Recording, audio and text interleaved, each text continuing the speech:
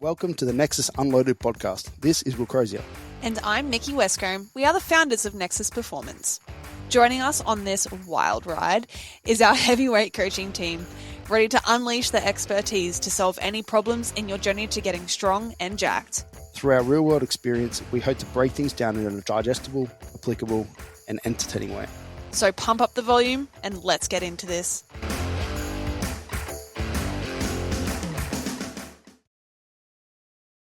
All right. Welcome. You want the black checkered one, not the green one. Doesn't matter. You can just sit behind them. They're back pillows for you, mate. Like comfortable. We still have some work to do for this new podcast room. Okay. Welcome. Oh, hello, Bowser. Welcome to the new studio. We are back! We are back! We are back! We are back! Back! We are back! Back in action! Back! Everybody's listening, so they can't see it, but it's my home office that we've painted the same color as the gym. Yep. Since the bit of a break that we've had on the podcast, we've moved gyms. We've moved into a new gym, and in that new gym comes a lot more floor space and a lot of cool extra shit. But one of the things that we lost was an office. Yes. In the gym, a podcast room / office, which it was. So we're not there anymore. Yeah. So so it's at home now. So recording this from home, which is actually bit easier. A lot easier. Yeah. It means that we don't have to travel to the gym just to hit record. We used to have a lot of internet issues over there as well. Industrial internet. Anyone that had listened to our previous Nexus Unloaded episodes would understand that recording this podcast was like the bane of our existence. So now at least if we fuck up, it's at home and we can just do it another time. But welcome, we are back. We are back with the Nexus Unloaded podcast. This series of the podcast is going to be done in a slightly different format to how we used to do it. Bowser's licking my toes. So basically what I wanted to do is just kind of start off and just give everyone, I suppose, a bit of a heads up as to what's been happening, what we've been up to, and then also first and foremost is kind of explain what this podcast is going to look like for us moving forward. So we are doing the Nexus Unloaded podcast in seasons moving forward. I think that's going to help with us having a lot more clarity and a message and kind of what we want to be talking about every single episode and stuff like that. Just keep the quality a bit higher and keep the burnout a bit lower. It just got, to a point where some days we were not struggling for ideas, but just like a little bit like, oh, yeah, here's this thing we've got to do again. We're answering the same questions over. During busier periods where it was, we had a lot going on, and then the podcast kind of got pushed back a little bit, and so we weren't as structured, and then we felt a little bit bad because it wasn't like as planned delivering the quality that we know we can. Yeah. Yeah. Even though people loved it, we got a lot of good feedback from it, so I appreciate that from you guys. But yeah, we want to make it bigger and better. Yeah. So we're doing 2 seasons a year. We haven't established exactly how many episodes we've got, but it will be it'll be 12 to 16 episodes. And we're also bringing on a lot more guests this season as well. So in episode 2, we've actually got your man Benny, Ben Kant, coming on, and he'll be talking to you. We'll get into that in a minute, exactly what you guys have been working on. So that's one of our guests, and then we've already got a lineup of a couple of other really awesome guests planned for this year as well. So really, really exciting stuff. But I suppose we should probably give everyone a bit more of a rundown as to where we have been over the last few months. I think our last episode was like, I was about to say, I don't really remember when it was. It was like feels June, like a million July. things have happened. Yeah, it was like 7-8 months ago now. But as I mentioned, moving to the gym. So we moved from our old location into a new, bigger, better location just around the corner. Yeah. So on the Gold Coast, that is Gold Coast location. Yeah, the Gold Coast, the Burleigh gym. which is great because we've got a bunch more people in the gym, a wider variety of stuff, and yeah, but that was at the same time a bit of a headache and took up a lot of time. So one of the reasons we needed to take it took us a long time just to find a bloody location. Like we were looking in, I would say December 2023, January 2024. We were looking because Burleigh is, if anyone knows the Gold Coast, is quite an expensive area, and there's not a lot of industrial. There's the large busy buildings. area. Yeah. And I think that's just the world at the moment. Industrial buildings are going toward mostly smaller, layouts. It's at least through Burleigh. It just is like that. Car, like the boys' toys garage kind of thing. The 100 metre squared sort of thing when we needed bigger. So it took us a while to find one that suits. But the new gym is fantastic. We have, as I said, a bunch of new people, a bunch of new equipment, a bunch of new everything. And it's going really well. And I still love training out of there, which is really, really important. I still love being there every day. And you are literally there every day. Every single day. So not always working. Not all day, but you're there. I think Fridays is the one day that you don't go. You haven't been going, but that might change up a little bit with comps and things on the weekends and stuff. So, yeah. But give us a rundown then. What have you been doing with your training between July and now? Like there's been a bit of a lull there for you for a little while. Yeah, I can't really remember where we left off there, but there's been different goals, and I think that we had covered that then. Yeah. So there's been slightly different goals away from competition. The business side was part of it, so the gym and all that sort of things. Yep. The fertility side of things. So that's a big one. You're 6 months pregnant now, so that was kind of the goal, was to get that going. Which obviously, I mean, it doesn't directly interfere with training, but it's just a shifting of priorities. Well, it definitely did, yeah. And just making that work. So I hired, as you said, Ben Cant, who's my nutritionist, has been since then and is now. I think you started working with Ben in about April, May last year, 2024. And, we're still going, and we're stepping things up. So that was the goal, and now the goal is to push training hard. Yep. So I finally, as of, I guess, a month or a couple months ago, felt like I'm ready to push things in a more bodybuilding, in a competitive direction, I guess, like starting to look at like competitive goals again.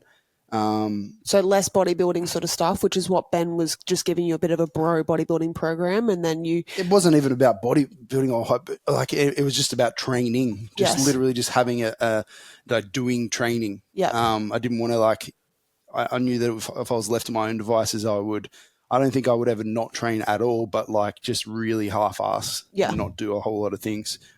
And in November, December, without a goal, without something to move towards, and then so Ben helped me kind of like right that ship a little bit and give me some realistic sessions to do, which meant going away from SBD and just like I said, just focusing on just getting work done. Yeah.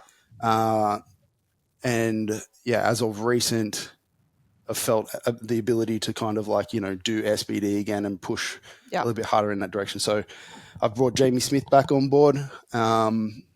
For those that have been following me for a while, Jamie went to America with me just prior to COVID. November 2019. And I remember because you guys kicked me off the holiday.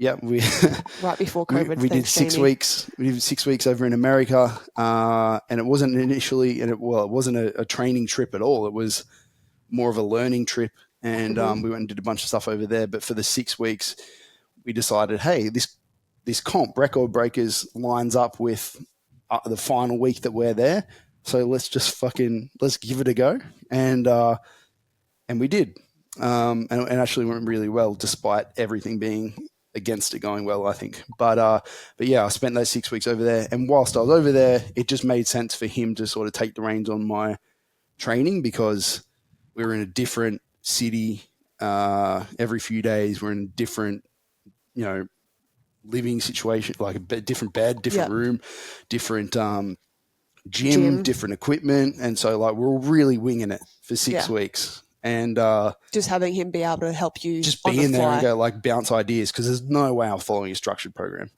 And so that was the last time that we worked together. I think we worked together a little bit when we got back, but you did up until Pro Raw.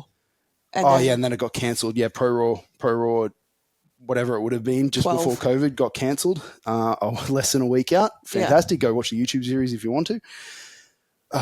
But what a pain in the ass that is thinking about that. But yeah, he stopped coaching a little bit after that because of just how COVID was in Melbourne and the stresses that came with that and the implications on him.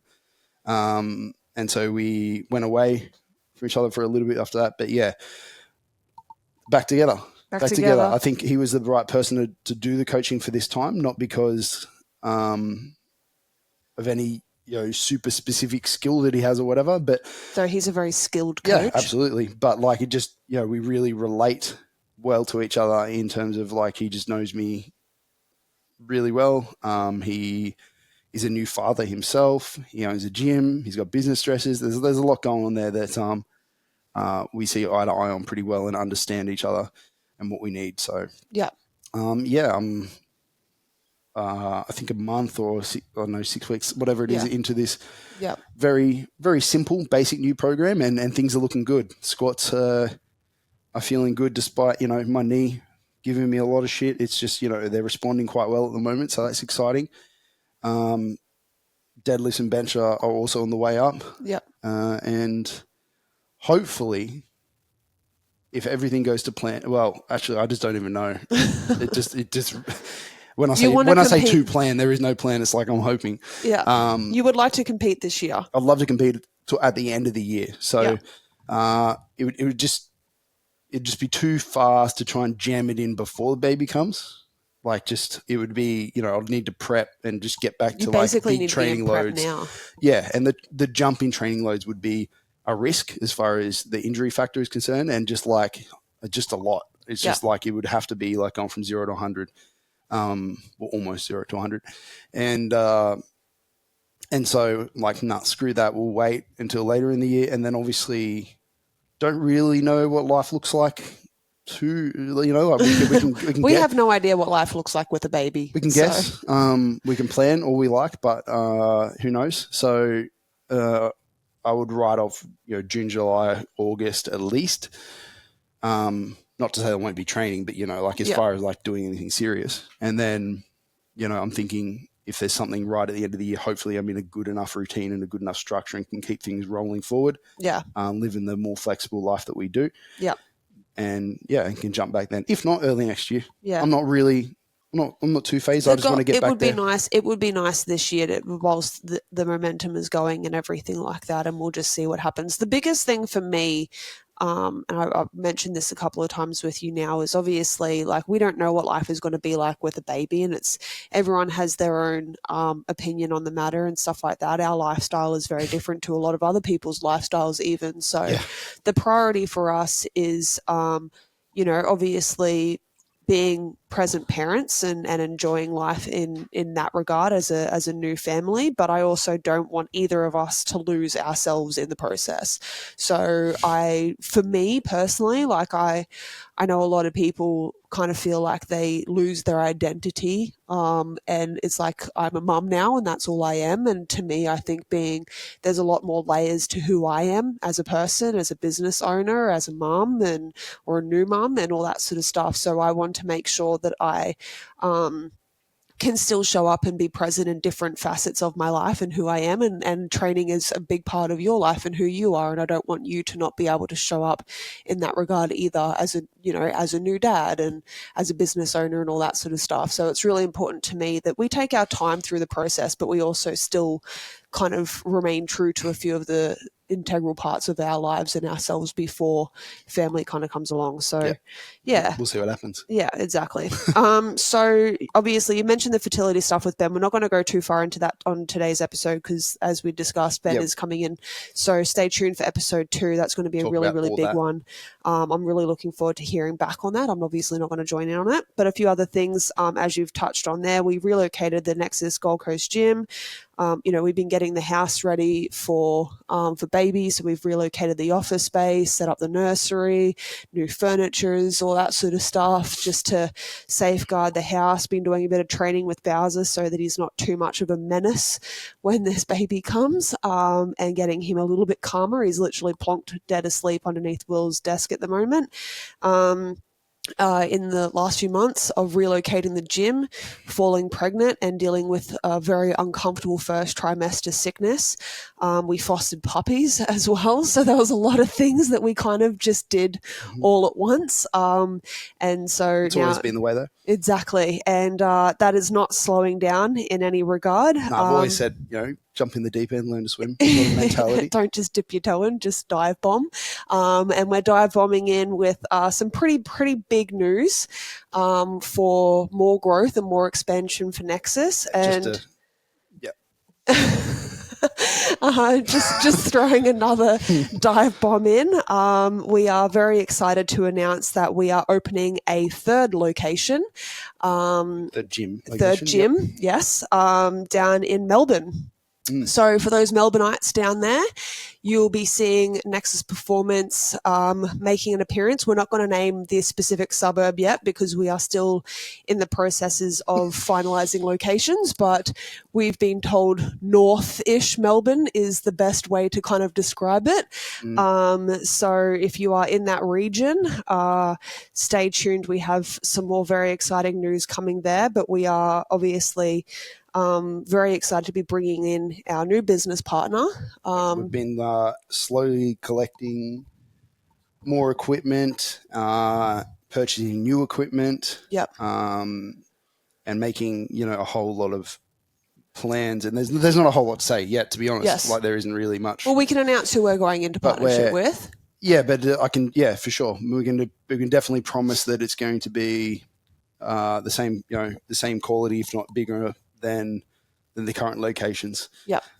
We've got, it's a reflection of me, kind of, I always say, but it's like, I was very into the bodybuilding side of it when I first started training and really learned to appreciate the finer bits of kit in the gym. So it'll be all the same brands that the Atlantis and Prime and Nautilus and like all these high-end quality equipments that make our gym, and then obviously the powerlifting side to it as well, and all the best brands on that side as well. Yep, definitely. So, we're very excited about that, and we're very excited to have Mr. Geordie Collins come in as our main man down there. So Geordie, we will be bringing in as a guest in a couple of episodes' time as well. You can get to know him for those that don't. But just a little bit of a rundown. Basically, he's been a part of Nexus. I got to pull up the exact dates. I haven't got the timeline. Very long time. Yeah, quite a few years now. He's done the mentorship on a couple of occasions. I'm working with him on his nutrition. The man is getting married in May, and you've been working with him, I should say, on programming and training for many, many years now as well. So he's a man that's very, very invested in the business and the brand, and basically is looking to take the next step on business and that himself. And we are excited to be bringing him in.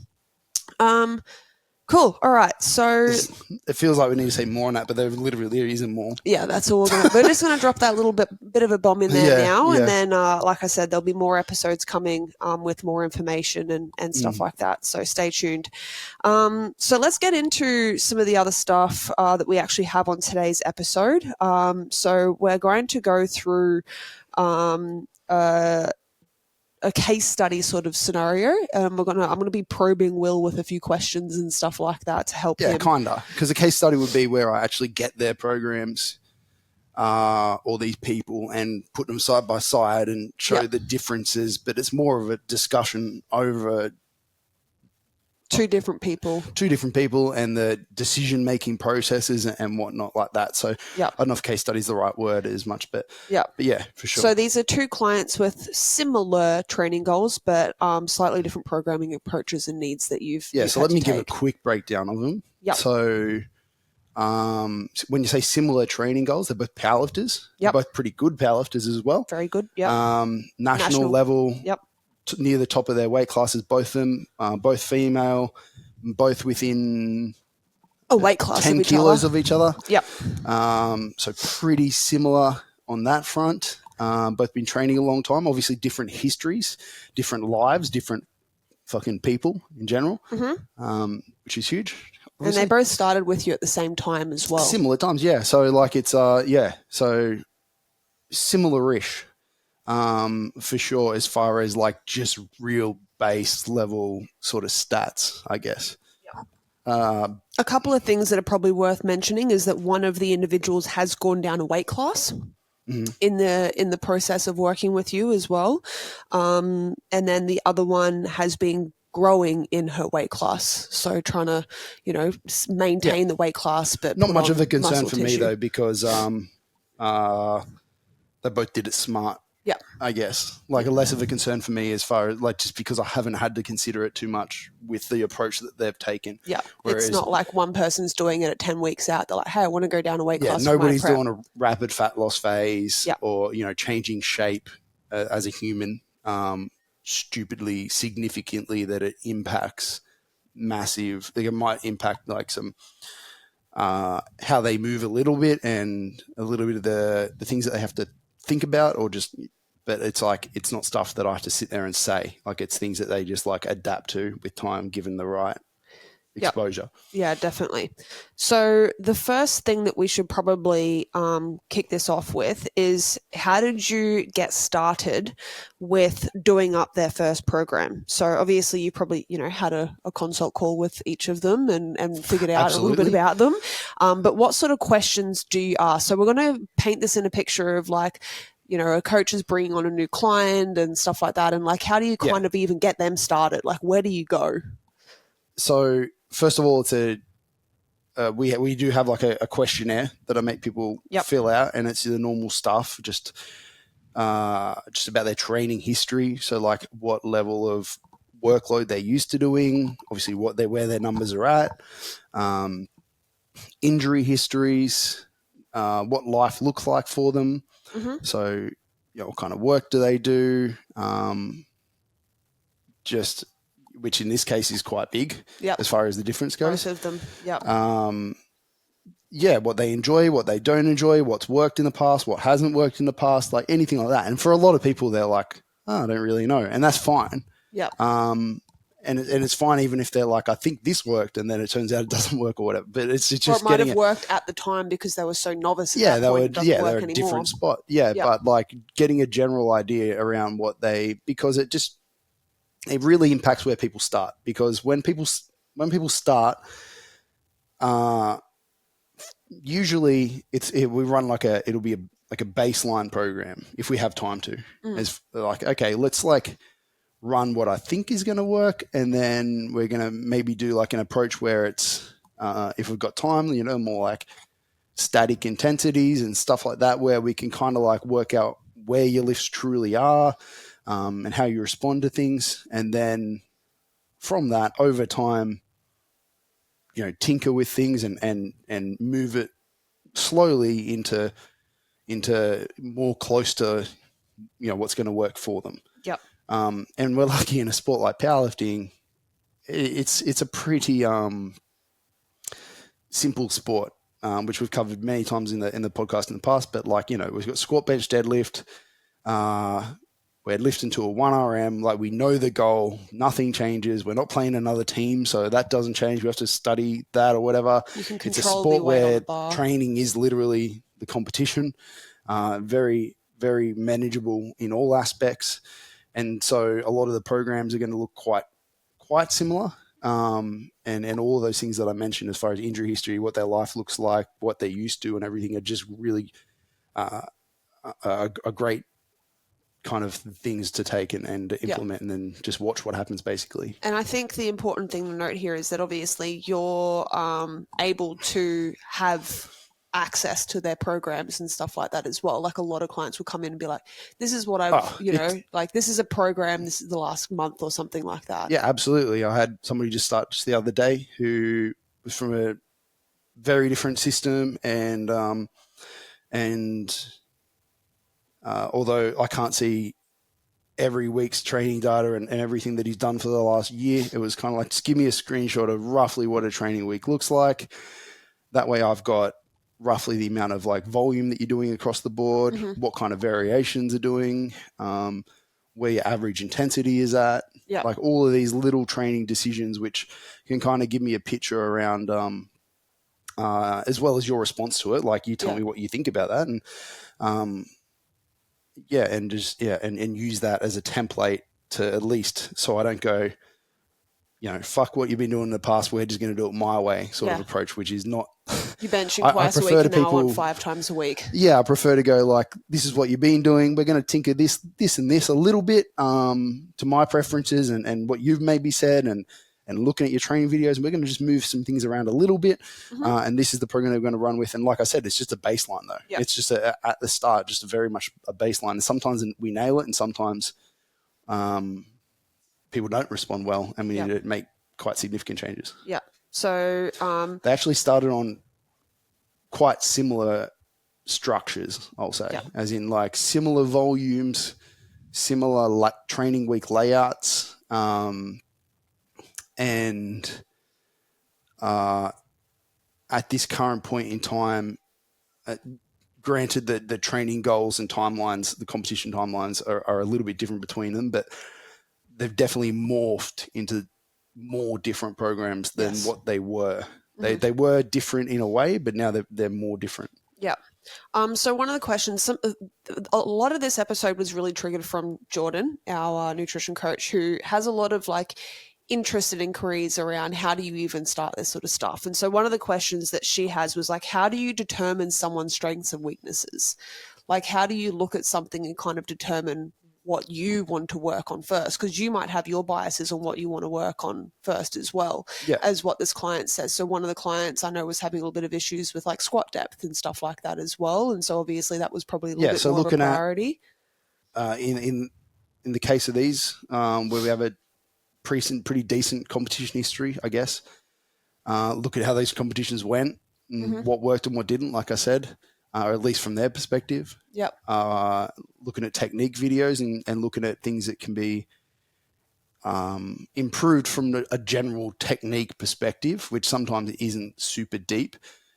And within that a little bit deeper, like just how they move in general, like how they just are like shaped as a person and what kind of general patterns that leads them to falling into, and then giving exercises that are going to push them in a direction that we want. Yeah.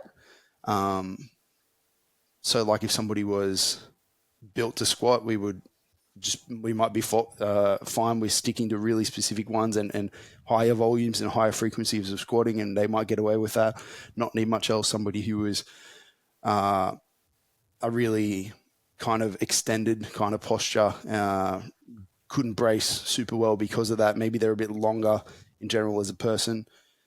They're going to need different squat variations, different squat volumes, different squat frequencies, different things like that. So it's again at the start, although less of a guess with these, it's still a sort of a guess, I guess. And then we go, and then we just move over time slowly toward the what's working, the desired outcome. So you've mentioned here that you'll get both 1RMs and light sets, like videos of both of those. Because because on a 1RM, like anybody, when I say light sets, I'm talking in a power. It's not light. It's 75%, 80%. A set that they could do.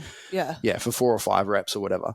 And it's because usually with a set of 5, I can at least see like the difference between what they're trying to do. Like I can see them like trying to do these certain things and like maybe what they've been cued in the past and and their habits and their tendencies and the little things in their setups and stuff like that, where they're comfortable with the weight. And, on the first 1, 2, 3 reps, at least, like they're going to have a pretty decent display of that. Whereas in a 1RM, like there's just a few more factors that come into it. Like that thing is just really fucking heavy. So like there's a much bigger like mental game that comes with it. They're freaking out. If it's at a competition and it's a high pressure situation, like it's a squat that they really need to stay in the game. Like there's more. Obviously, there's a lot more technical breakdown. But there's a lot more mental that goes into it that could potentially lead to that breakdown, all those issues and stuff like that, nerves. Yeah. And if you're a coach, I don't like to completely rely on it, although it is a really good tool. Still. Yeah, definitely. I think you mentioned there, like, looking at someone when they're at a competition is a really, really big skill, because like we've had this where some clients on comp days, like they're a completely different person to what they're like in the gym, right? Like they're really nervous or they're very anxious. And so even being able to see a little glimpse of that as a coach, what sort of athlete they are on competition day and how they handle their nerves. And obviously, sometimes the more even comps that they do just changes training slightly as well. Like how often we hit singles. Yeah, hit heavy work or just, like if I know that this is, I guess, something that you do across the board anyway, but I'd put a little bit more emphasis on it. But somebody that's going to freak out a little bit, like making them just hold it at the top a little bit longer, because I know on comp day when it's really heavy and they're nervous and there's lights and music and people and yelling and whatever, they're just a little bit more likely to freak out and rush. Yeah. So just little things like that, little communication styles as well. Yeah, definitely. Let's be real, the fitness industry is flooded with coaching programs, all using the same buzzwords: comprehensive, tailored, individualized, super confusing. What does that actually mean for you? At Nexus Performance, we cut through the shit. We take the time to actually understand your struggles, what drives you, what's holding you back, and then we coach you through it. With our online strength coaching, you're not getting a templated program. Your training program is built around you. You're also going to be getting one-on-one consult calls, Loom video feedback, direct messaging for coaching cues and questions, so you know exactly what to do and how to do it. If that sounds like the support that you've been looking for, let's make it happen. Visit our website today for weekly or monthly programming support. Again, going back to powerlifting as a whole and just understanding that all the variables, like volume, like the biggest thing in powerlifting is like SBD is a skill, especially at the top end. So you're going to want to be able to, your intensity is the most important factor. So you're going to have to do heavy shit when you're doing powerlifting, because that's what you're trying to get good at. And I know I would put frequency relatively up there as well, because it's I'm not saying the high frequency or low frequency are bad, but just it's a good training tool to give people more practice or less practice towards a movement. There's plenty of ways that you can lay that out. It's not that either are bad. It's just kind of like what the person's needs. But both of those are kind of like the most important things to manage in powerlifting. And then things like volume and which exact exercises you use and all that are still very important, but are just like a little bit all over the place. Yeah. Well, those were my next questions. So how do you, between like looking at these two individuals, because as you said, they've morphed into quite different sort of programs. How did you find out the frequency for one person versus the other person, and how do you kind of modulate that over time? So it was just looking at what they were good at and not so good at, and trying to give them adequate practice to get better at the things that they're not so good at. Like I said, their program started off quite similar because they are quite similar humans. There was some exercise variations and volume and intensity variation between the two because of mainly two factors, which was injury history. Yep. And one person's a little bit more beat up than the other and has shoulders that don't handle as much work, and hips and knees that don't handle as much work. The other person can handle a bit more work, so the programs look slightly different on that regard in terms of, like I said, specificity of exercises, volume, intensity has to be high between them. So it's mainly, they both have to, like it's powerlifting, you have to go heavy. So it's more managed through volume, I guess. Yeah. And and their work as well was the other big thing. So work, for both of them do long hours. Yes. One shift work and one just long office hours. So both kind of restricted as far as like the training days, in terms of like I can only train these 4 days of the week, and we just fucking make it work. Yeah. And that's a little bit limiting, because it means that when it comes to the decisions around frequency, it's like, okay, if we have to do three, let's just say like 3 of the training sessions have to be back to back. Like, there's no way else to get around that because of the work and life. It's like, okay, we're probably not going to like jam in a heap of frequency of like those together. And that's why that particular person has trended, along with the injury history and a couple of other things, has trended a little bit more towards doing a little less frequency. And slightly less specific work overall. So that person was the person that's also gone down a weight class too. Yeah, and like I said, not really person huge consideration for me. And person B is a shift worker. Work shift work, but still quite flexible in what days of the week and how often training can come and stuff like that. So I was a little bit more able to kind of get it exactly how I wanted. And so that person has stuck with a higher frequency sort of layout, because the days we can put the rest days exactly where we want them and lay it out a little bit better. Yeah. So just to kind of clarify that, person A is the person that's gone down a weight class. They're, as you said, both national level lifters, all that sort of stuff. A little bit more of a training history issue. And then person B is basically got a lot more frequency, staying in the same weight class, all that sort of stuff. So just to have clarity there when it comes to those two things. I don't know if you... doesn't matter too much. We don't want to name these people, that's why. I just didn't know if you... I might have got that backwards. But So how did you determine variation of lifts with each of these people? So when you selected certain variations over time, what sort of helped you determine some of those variations, and how did you articulate that with clients in terms of why you put those in there? Because I know one of the clients, person A, who has less sort of frequency available, likes to understand a lot more as to why she's doing certain things and stuff like that. Well, yeah, I'll talk about it more broadly, because I literally just said that. Yeah. Which was just mainly around their injuries. And just, just if you have a person, you're slamming them with highly specific lifts really frequently, it's for a lot of people just a bit of a recipe for disaster. Like if they've already had a previous injury history and you're just like stressing things out hard. Yeah. I'm not saying that it can't be done. It just has to be very well managed in terms of recovery. So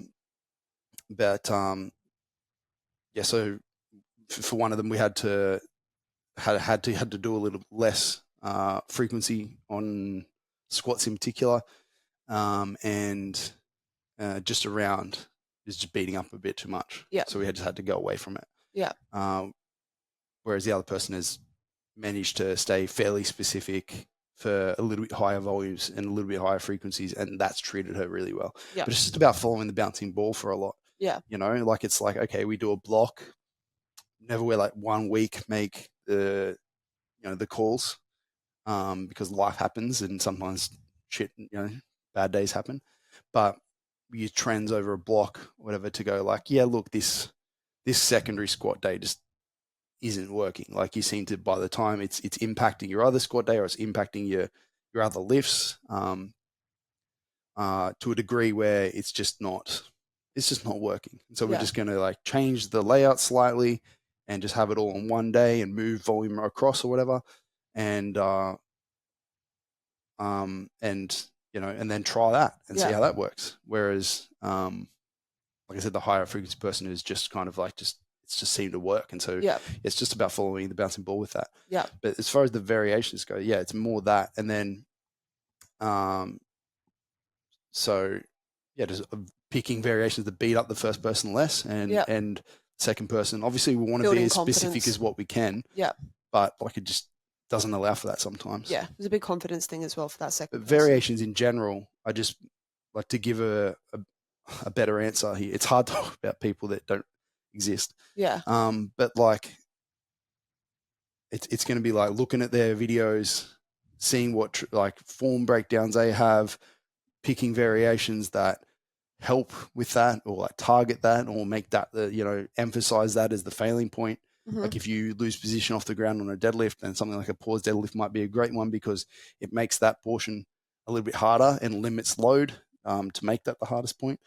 So it just makes sense. Yeah. It's not to say it'll 100% work, but it just makes sense theoretically, and then you try it and you see what happens. Yeah. And that's all that's it comes down to on that front. Yeah. As far as picking variations, but like, ideally you stay as specific as you can. And then when it comes to the accessories and stuff like that, what are some other things that you like to consider for accessory movements? Yeah. So the definition, first to define it, variations would be competition variations. So if you're like, if we're looking at the squat, we're talking about slight changes in bar position. So high bar squat, low bar squat, is assuming that's competition squat. Yeah. I guess you could go as far as like front squat, maybe, if it depends on how like specific, how far you're drawing this variation thing. Yeah, pauses, tempos, feet positions potentially. Yeah. I don't know, like things where you're like, it's still the lift, but just a change of that lift. Like hand grip on a bench or something like that. Yeah, hand grip, grip position on a bench, feet position on a bench. Yeah. Tempo, pauses. Yeah. Different, all that sort of stuff. Different bars maybe, but it's still like mostly the same movement. Yep. And then accessories. And then accessories are just going to usually be just movements that aren't going to have a direct carryover. Yeah. So in a squat, that could be like a leg press or a leg extension, or like you can get fairly far away from the thing, but you could have an argument as to like this has transference at some level. Like if my quads get bigger, at some point it's going to lead to a bigger squat, but it's definitely not going to be my squat gets better tomorrow. Whereas if I do pause squats with somebody and their technique improves, like you'll see that skill change relatively quickly in the main lift.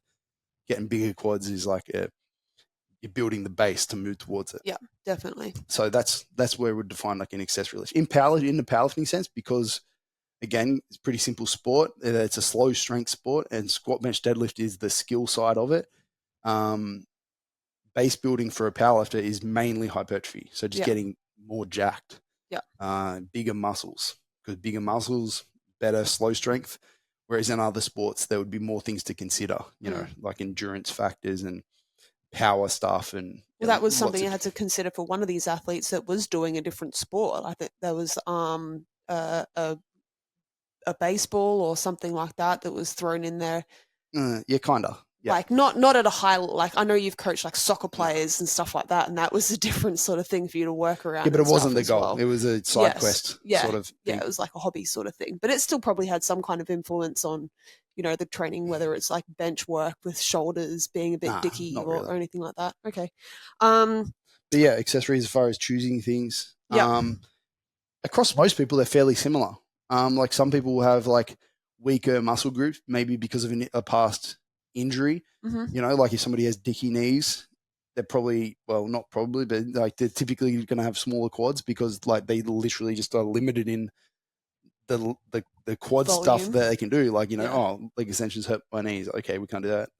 Leg press hurts my knee, whatever it is, but you're just more limited and you can't do as much knee stuff, which means that your knee extensor, your quads, is probably going to be not as big. Yeah. And then you can get all, if you're a bodybuilder, that's when you would get real fancy and do some weird shit to try and get around that and still build quads, like maybe, like occlusion train or something. Yeah. But,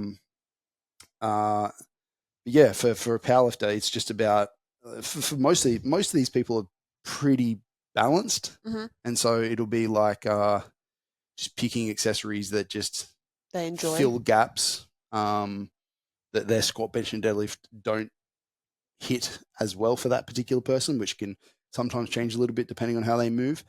But for the most part, it's just a broad sort of like, let's just fill the gaps in the program and hit and try and bring up, just get you, bigger overall. Yeah. Yeah. And part of that is obviously, like you said, the enjoyment side of things. If someone enjoys doing pendulums over hack squats, well, they're probably going to push harder on a pendulum lift than what they would on a hack squat, and that might drive a better outcome in terms of in quad this particular hypertrophy. case as well as availability. Yep. One of them has access to everything, and then one of them has access to almost nothing. Yep. So like it was like very picking accessory lifts that they literally could do, you know?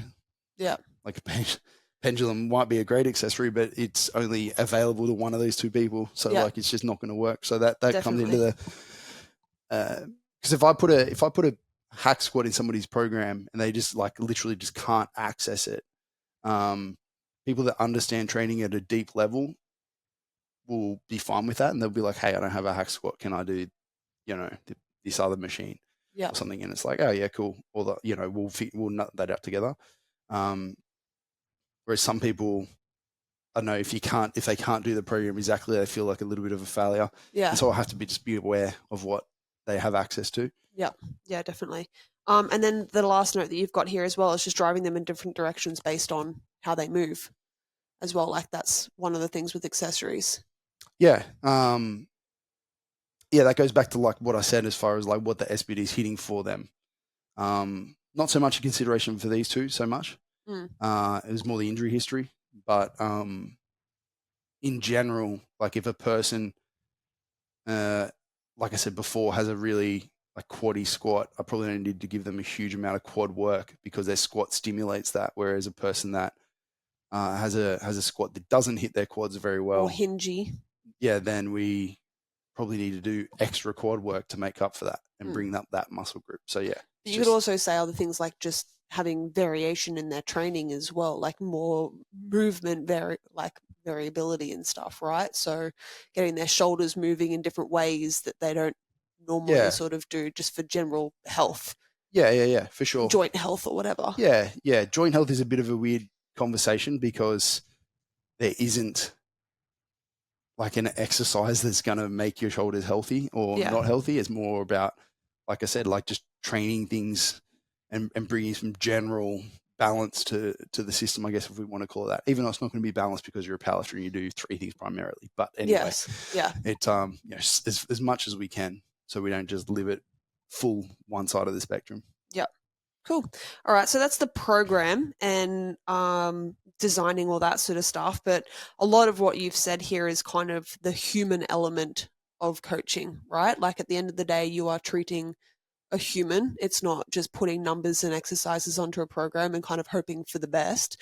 A lot of the deductions that you've made is based on who they are. Yep. Yeah, exactly. So, you know, for each of these sort of individuals, building the relationship with the client is obviously very, very important so that you can get that data out from them.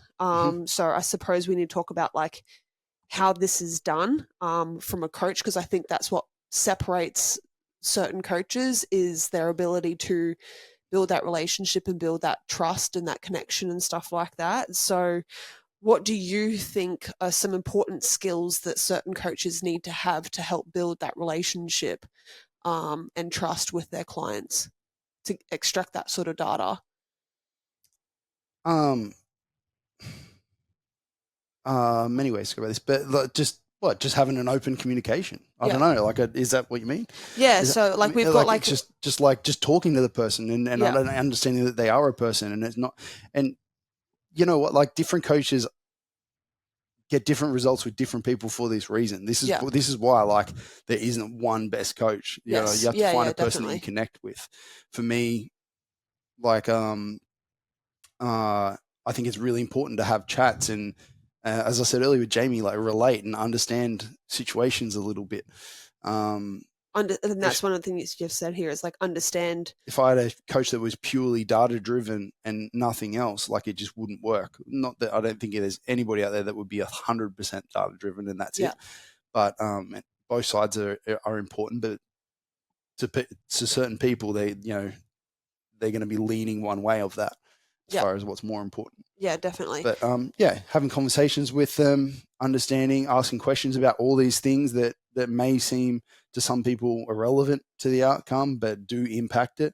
Yep. Because I could write the best program in the world, but then somebody's ability to to get it done because of their work or because of their history or because of their enjoyment of it or because of where they are, and I don't know, like lots of different things. Like as I said earlier, like these powerlifting programs are pretty similar. Yes. Because a lot of the variations, a lot of the variables of programming overlap and have quite a bit of play in them, just due to how the sport is, and so just making a program work for the person and giving them something that they can put the most amount of effort into efficiently is a lot of this stuff. Yeah. Yeah, and that's what we've got written out here, like helping them figure out their training schedules, helping them get the most out of their programs, and understanding their unique circumstances and situations. Like, you know what it's like to have a really busy schedule and not always be available to train and be in the gym for 5 hours or something like that, like you did when you were 18 or 19. But now, you know, in our gym, we've got some 18, 19-year-olds that are in the gym for 4 or 5 hours because they don't have that sort of pressure and stress. So they could probably smash out slightly different things to these two people in particular that we're talking about. Yeah. And obviously that comes from having frequent calls or in-person chats or messages and all the other communication platforms that we have. You also, like you said there, treat the human element. I mean, one of the things that you've always said when it comes to coaches that you like to hire is that you like to be able to get along with them as a person. So finding out... You need to be able to talk to them. Yeah. Yeah, exactly. So finding out other interests as to who they are, so that you have some relatability. I know a lot of your clients you go and have like gone to music gigs with and stuff like that because you guys have common interests in those sorts of things. So it's just... Yeah, I'm also big on, just to add another bit to that, on like people understanding why they're doing things, and that most people are really open to that at different levels, but and there's not many that just don't want it and just want to be told this is exactly what to do. There are some, but like it's even then you sneak it in, but like it just, you want to be the navigator. You don't want to be the captain of the ship. You want to let them be the captain and still make their calls and still have a big part in the decision making processes, and to be able to make those decisions, they need me to be that navigator to help them go like, this is what I think we should do. This is what I suggest, because of X, Y, Z. This is how I've come to this. Yeah. What do you think about that? Or like, do you get what I'm saying, and stuff like that? Because when somebody's included in the process in that way, I can say with 100% certainty that like they're just going to get more out of it. Yeah, there's more buy-in. Way more buy-in in terms of them, putting effort into it and doing it. And yeah, like I said, it's when all of us are like that. If you feel like you've been part of it, like you're going to try harder, not only in the gym in terms of like effort or whatever, but just all round. You're going to do everything you can to make that thing work. And education is power. So the more you understand something, the more likely you are to apply yourself to it. Yeah. It's like when I tell people to eat their fruits and vegetables and they don't really or know when I why. tell somebody to do their abs or whatever, like, or arm work at the end of a workout or cardio. Yeah. They're like, like, if I just don't explain it and put it in their program, half the time they're going to skip it. Yeah. Whereas if I go like, we're doing this because it's going to help in this manner. Yeah. Are you on board with that? And they're like, oh yeah, I can see how that works. Cool. Or they might be like, no, I don't get it. And then it's like, okay, well, let's try it from a different angle. Yeah. Until you do get it, because you're not going to do it until you get it. Yeah. Yeah, exactly. And then the last thing we have here is just looking at other external factors that influence training. So stress, sickness, sleep, food, holidays, all that sort of stuff are all things that you just have to look at, take into consideration, and that's going to help you make decisions as to where you steer the ship as well. If someone's got a holiday coming up, well, that's going to have a bit of an influence on their training and how long that's for and all that sort of stuff as well. If someone's in the middle of uni exams and they're a week out from comp, that's probably going to have a bit of an impact on things as well. So just looking at all those other external factors and how they can influence training decisions too. Yeah, that's more of a long-term planning thing. Yeah. Like plugging things in, paying attention to that sort of stuff. Because that'll let you plan when the hard weeks are, when the easy weeks are, when to push, when to pull back, which typically when we talk about that sort of stuff like deloads and like when to push and when to pull back, where I don't know, like if you Googled that, you'd come up with a bunch of fatigue measures, as in like, oh, if you're feeling a little bit lacking, blah blah blah, and like things like that, which is great, but like and you can just be reactive like that. But from a proactive standpoint, we can go like, hey, like we're gonna push hard, and we're gonna, instead of listening 100% to your body right now, we're gonna give it another week, because we know next week we've got this on, and it just makes sense to like time these together or whatever. You know what I mean? Yeah. So. Definitely. And that all aligns with what we do with nutrition as well. And I'm not going to try and force someone into a diet when they're going over to Japan or something like that and having a holiday. You want to be able to enjoy yourself. Not going to do it anyway. Those things. Hey, they're not going to do it anyways. Yeah, exactly. Cool. All right. Is there anything else you want to add on that? That's all I've got here in terms of. No, like I said, as far as where they are now, they do have different looking programs where they started and similar. But it's just all that stuff. It's just like what they're when I say enjoyed, like they're both of them will do whatever, but they trust you now. Yeah, they built the relationship.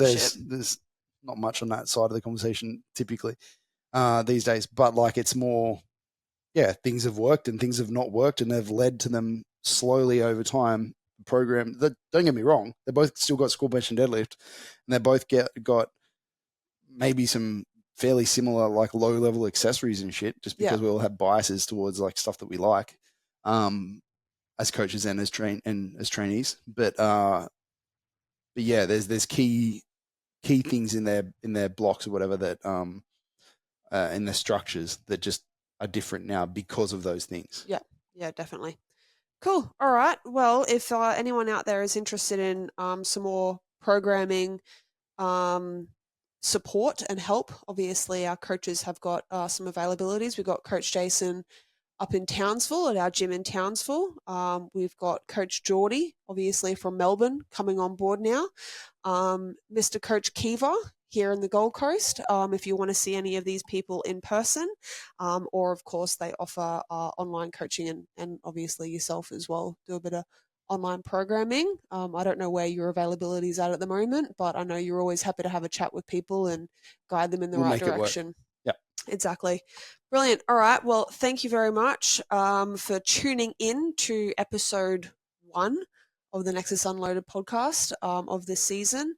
And I look forward to seeing where we go with this. Stay tuned for the guest episodes coming up. Yep. Cool. All right. Adios.